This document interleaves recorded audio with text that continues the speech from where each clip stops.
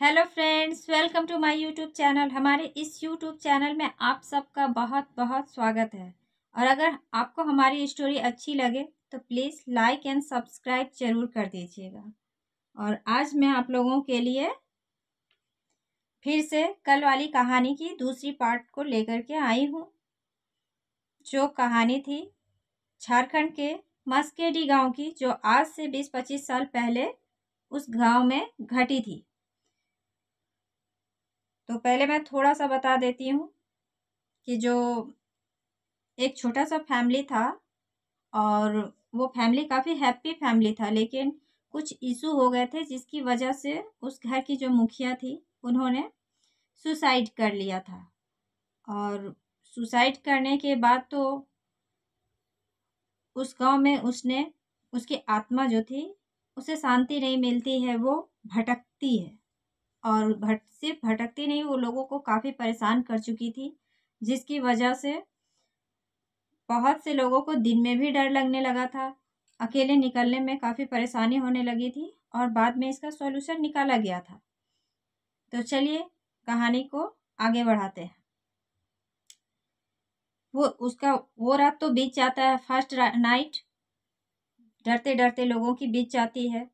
वो अपने हस्बैंड को ये एहसास दिला चुकी थी कि मैं आ चुकी हूँ और अब मैं किसी को लेके ही जाऊंगी, मुझे कोई रोक नहीं सकता है।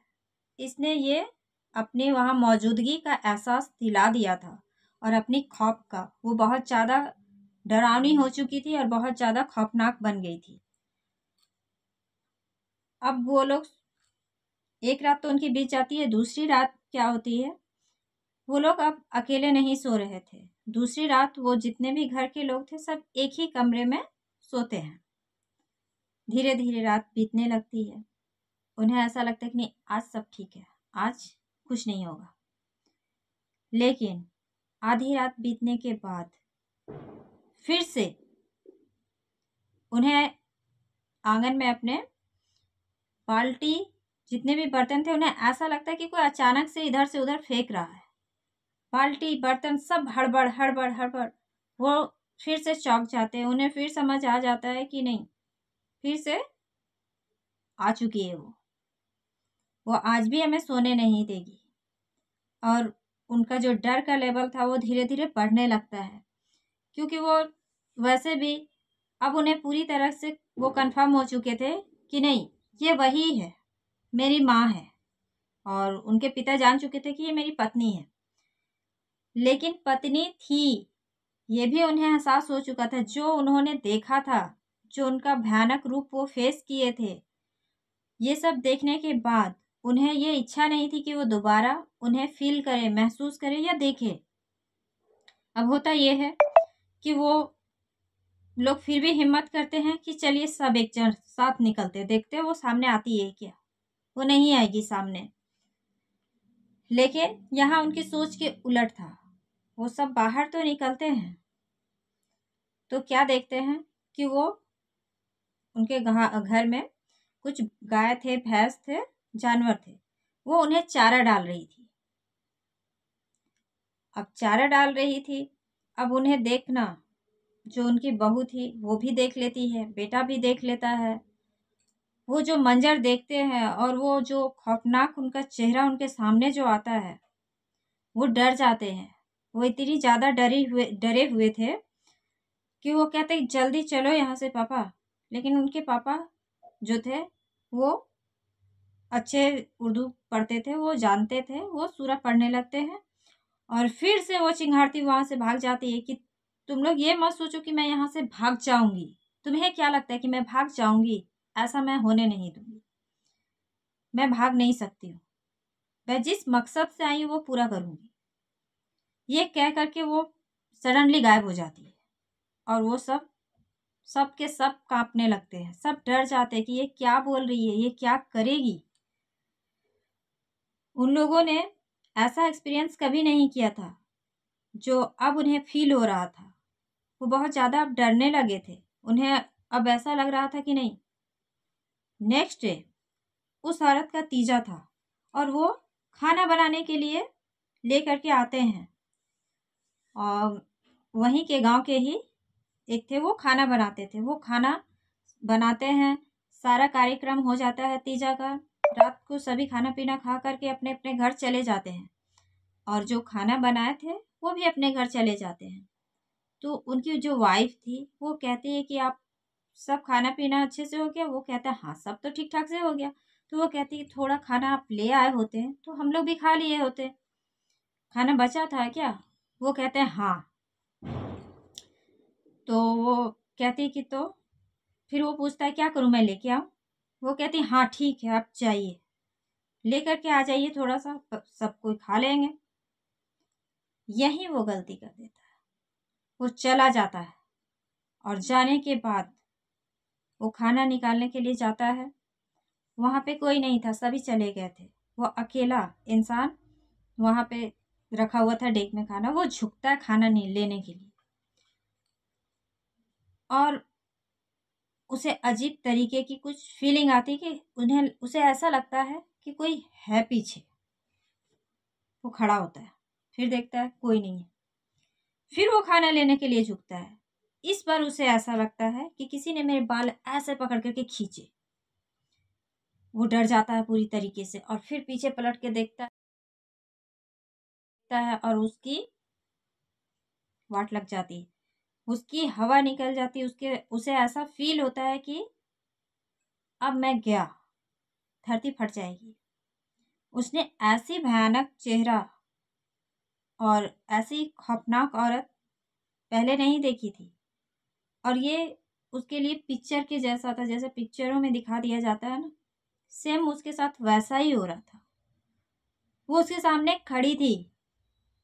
अब वो क्या करे, ना उसे आगे बढ़ा जा रहा था ना वो पीछे, बस वो वहीं पे ऐसे हो गया था कि तभी ऐसा उसे लगता है कुछ पिंच किया। वो ऐसे होता है और वहां से भागना चालू कर देता है। वो भाग रहा था बहुत तेजी के साथ, भागते भागते भागते वो ये नहीं देखता कि वो किस तरह से अपने घर की ओर गया। फटाक से दरवाजा खोलता है और अंदर घुस जाता है, और पूरा एकदम धड़कन तेज, पसीना पसीना पूरा। उसकी पत्नी पूछती है कि क्या हुआ? वो कहता है कुछ नहीं। कहता मैं सोने जा रहा हूँ। कहती है खाना? वो दे देता है। वो लोग खाते हैं और सोने के लिए चले जाते हैं कि तभी उसे नींद कहाँ आती, उसे किसी की रोने की आवाज आती है।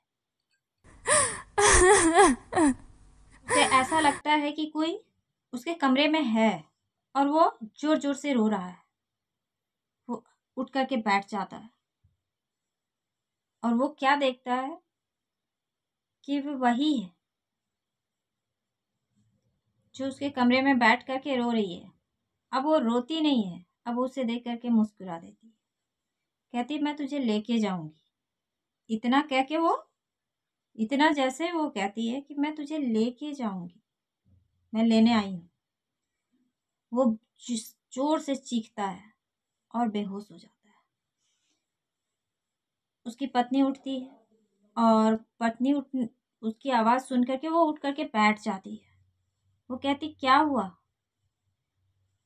उसे हिलाती है। वो बेहोश हो चुका था। उसे उठाने की पूरी कोशिश करती है, पानी मारती है, उसके बाद आँख खोलता है, और वो जब हाथ छू करके देखती तो उसे फीवर था। पूरा बदन गर्म हो चुका था और बहुत ज़्यादा उसे फीवर थी। जब वो पूछती है कि क्या बात है, क्या हुआ, अब इतनी फीवर पहले बताना चाहिए था, दोबारा नहीं भेजती। वो कहता है कि अब कुछ नहीं होगा। वो यहाँ आकर के बैठी थी, वो मुझे लेने आई थी, मैं वो लेके जाएगी, अब सब खत्म हो चुका है। पत्नी को कुछ समझ में नहीं आता, तो वो कहता है कि वो सारी बात उसे बता देता है। अब वो पूरी तरीके से डर चुकी थी। वो कहती है कि अब मैं क्या करूं। वो सुबह होने का इंतजार करने लगती है, और सुबह होते ही वो जा करके मौलवी को लेकर के आती है। वो उन्हें देखते हैं, ताबीज़ देते हैं, लेकिन ये सब असर नहीं करता है, क्योंकि बहुत देर हो चुकी थी, वो उसे मार चुकी थी, उसे जो करना था वो कर दी थी, वो डेथ हो जाती है उनकी भी। और वो यहीं नहीं रुकती है, ये सिलसिला अब रेगुलर होने लगा था। वो किसी के भी सामने दिन हो या रात हो, वो अचानक से आकर के खड़ी हो जाती थी। और ये मंजर इतना खौफनाक होने लगा था, उसकी आवाज़ वो किसी को भी जा कर के डरा देती थी, किसी को भी मार देती थी, वो हावी होने लगी थी। एक दिन क्या होता है, यहाँ वो रुकती नहीं है, तो दोस्त जा रहे थे और वो जगह जो था थोड़ा सुनसान पाता था, तो उस सुनसान जगह में वो लोग दो थे, तो वो सोचते हैं कि चलो हम लोग दो लड़के हैं, कुछ होगा नहीं। और दोपहर का समय था, दिन में क्या होता है, दिन में तो कुछ नहीं होता। वो लोग आराम से जा रहे थे। अब क्या होता है कि वो सडनली उनके सामने आकर के खड़ी हो जाती है। वो ऐसा ही करती थी, उनका हार्ट अटैक आने की स्थिति आ चुकी थी, वो बहुत ज़्यादा डर जाते हैं और सडनली जब दोनों देखते फिर वो गायब हो जाती है। ये जो उसका डराने का यही तरीका था, वो उस पर पूरी तरीके से हावी हो जाती थी, जिसके सामने वो खड़ी होती थी। वो इंसान, वो लोग इतने डर गए, वो घर जाता है और उनमें से एक लड़का ठीक उसी की तरह जहर खा करके सुसाइड कर लेता है नेक्स्ट डे। ये सिलसिला चलने लगता है। अब ये बातें जो थी वो गांव में फैलने लगती है। अब ये बात रुकती नहीं है, सभी अब इस ओर ध्यान देने लगे थे कि नहीं, ऐसा ऐसा हो रहा है, अब कुछ करना होगा। लेकिन नेक्स्ट डे भी एक ऐसे ही होता है कि वो जाती है, गांव में औरतें जो होती है वो बकरियां चराने जाती थी। वो वहां पे बैठी हुई थी चराने के लिए, और एक औरत जो थी वो थोड़ा दूरी पे बैठी हुई थी सब अपने झुंड से, कि तभी जो वो थी जो डेथ की हुई थी, वो आकर के वो आत्मा उसके सामने बैठ जाती है और उससे गप करने लगती है। और इधर क्या होता है कि वो पता नहीं ऐसा क्या की थी कि वो भूल चुकी होती है कि ये जो है जिंदा है, उसे कुछ भी पता नहीं होता है। वो आराम से उससे बात कर रही थी, लेकिन कि एक्सपीरियंस जो थी वो फेल हो चुकी थी, वो सब भूल चुकी थी, उसे कुछ पता नहीं था, उसे कुछ नहीं लग रहा था, वो नॉर्मली दोनों गप किए जा रहे थे, अगला नंबर उसी का था। अब क्या होता है कि उसकी ध्यान सडनली, उसका ध्यान जो है वो भटकता है, उसकी जो बकरी होती है वो आवाज़ दे देती है और उसका ध्यान भटक जाता है और वो फटाक से देखती है कि अरे ये मैं क्या कर रही, ये कौन है, ये तो इसकी तो मौत हो चुकी है, यानी कि मैं एक आत्मा से बात कर रही हूँ। उसकी हालत खराब। अब जो था, अब उसका भयानक चेहरा उसके सामने आता है। इतनी देर से वो नॉर्मल थी, लेकिन अब उसे भी एहसास हो चुका था कि ये जान गई है, और वो जो है कि वो अपना सूरत पढ़ने लगती है मन ही मन में, और ये बात वो जान जाती है। और उसका जो चेहरा था वो भी अब डरावना हो चुका था, पूरा खौफनाक। उसकी इतनी भयानक शक्ल बन चुकी थी कि इसकी डर से हालत खराब हो चुकी थी, और ये इतना जोर से चीखती हुई है वहां से भागती है, चप्पल कहाँ, डंडा कहाँ। और ये तब तक वहां पे जो और भी औरतें थी उन्होंने आकर के इसे पकड़ लिया। क्या हुआ, क्या बात है? वो कहती है कि मैं तब से उसके साथ बैठी थी, मैं एक आत्मा से बात कर रही थी। और वो पूरा कांपने लगती है और बेहोश हो जाती है।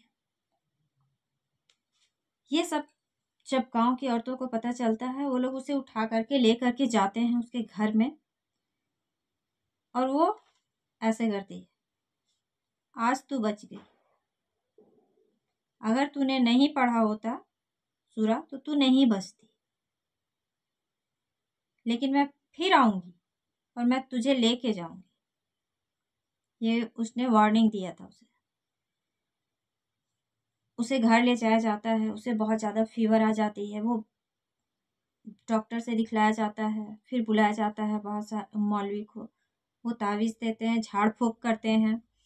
और उसके बाद वहाँ गांव के लोगों ने ये निर्णय लिया कि नहीं, अब बहुत हो चुका, अब हमें कुछ करना चाहिए। उन लोगों ने फिर गांव को बंधवाया और उसे बोतल में शीशी में बंद करके वो लोग वहाँ से ले जा कर के कहीं और शिफ्ट कर दिए। तो आज के लिए बस इतना ही। Thank you. अगर आपको कहानी अच्छी लगे तो प्लीज़ सब्सक्राइब करना ना भूलें।